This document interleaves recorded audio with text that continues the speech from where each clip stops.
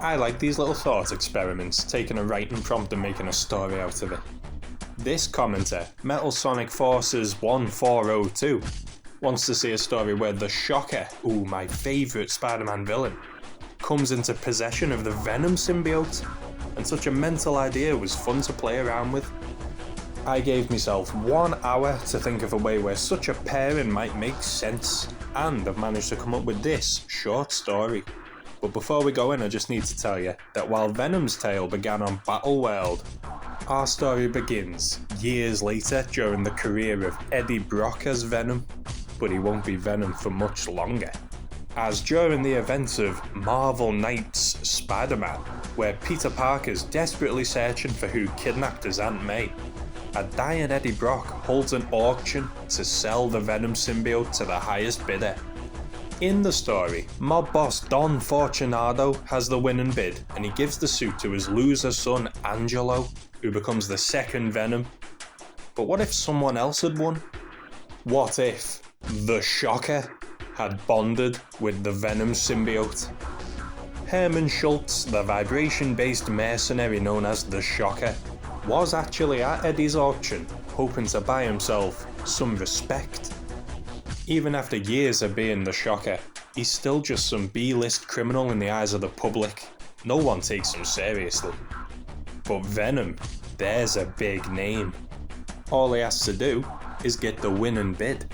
And after a recent successful bank heist, the Shocker is so flush with cash that he actually wins. At Our Lady of Saints Church, where Eddie Brock and Venom first united in their hatred against Spider-Man, the two say their goodbyes as the black suit swarms over its new host.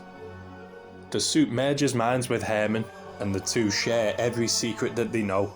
And while the Shocker is shocked that Spider-Man is just some random guy, the alien recoils at the realization his new host uses high-intensity vibrations.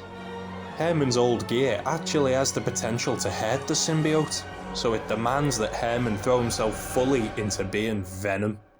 Herman's a bit disappointed at this. He bought the symbiote to improve his street cred, not to add to Venom's.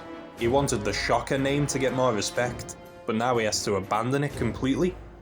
The symbiote tells Shocker that there is one surefire way to get the respect he desires. Go kill Spider-Man. But Herman refuses. He's a professional. He just wants to make money. Herman knows that robbing banks is one thing, but killing a hero will bring down too much heat. Herman quickly gets over his disappointment at ditching the Shocker name when he gets his first feel for the power of the suit.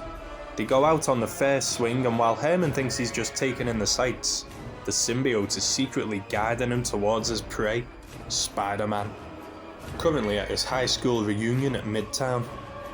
When Venom crashes in, Peter Parker suits up. But unlike with Angelo Fortunato, the Shocker's been in a fight before, he's got the experience. Venom's got more of a chance, but during this time, if we remember, Spider-Man was pissed. Peter believed whoever kidnapped his Aunt May had killed her, so he's on edge. Like in the proper story, Spider-Man kicks Venom's ass, but Peter wouldn't go as hard here because Herman as Venom wouldn't kill the classmates like Angelo did. Venom does get some good hits in, but Herman just wants to escape. Remember, he didn't want to hunt Spider-Man tonight. The suit tricked him into it. Eventually, he manages to wrangle the suit away from its revenge and lose Spider-Man using his invisibility and the fact that he doesn't trigger the spider sense. Escaping back to Shocker's old hideout in an abandoned subway station, Herman regrets his purchase. He tells the suit he's in charge here, but the symbiote doesn't like that. It reveals it doesn't actually need Herman's mind, just his body as a host. The suit attacks, but just as it seems the symbiote will be victorious, Herman manages to crawl to his old Shocker gear and activate his old suit, shocking the symbiote out of his system. Shocker turns up the intensity to the maximum to make sure he kills this monster, causing the whole city to quake as his base crumbles around them. Eventually, the symbiote's screams trail off when it shrivels to nothingness.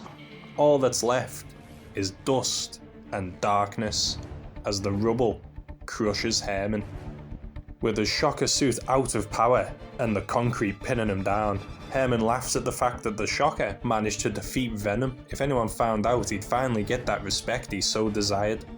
His quest for the respect of others has led to him to respecting himself. Buying the black suit and abandoning his old alias, trying to be something he's not, had gotten him killed. While accepting the legacy he himself had built up had at least saved him from the symbiote. Proud of himself, Herman accepts his imminent death, just as a webbed figure lifts up the debris. So there we go. The moral of the story is you should be yourself regardless of what others think, especially if yourself is a badass genius mercenary like Shocker. The fun part here was that Herman's main strength is Venom's main weakness, so finding a way to merge the two was a good challenge. Comment any other cool ideas any of you want me to have a go of, and I'll come up with some myself because I'm having fun doing these.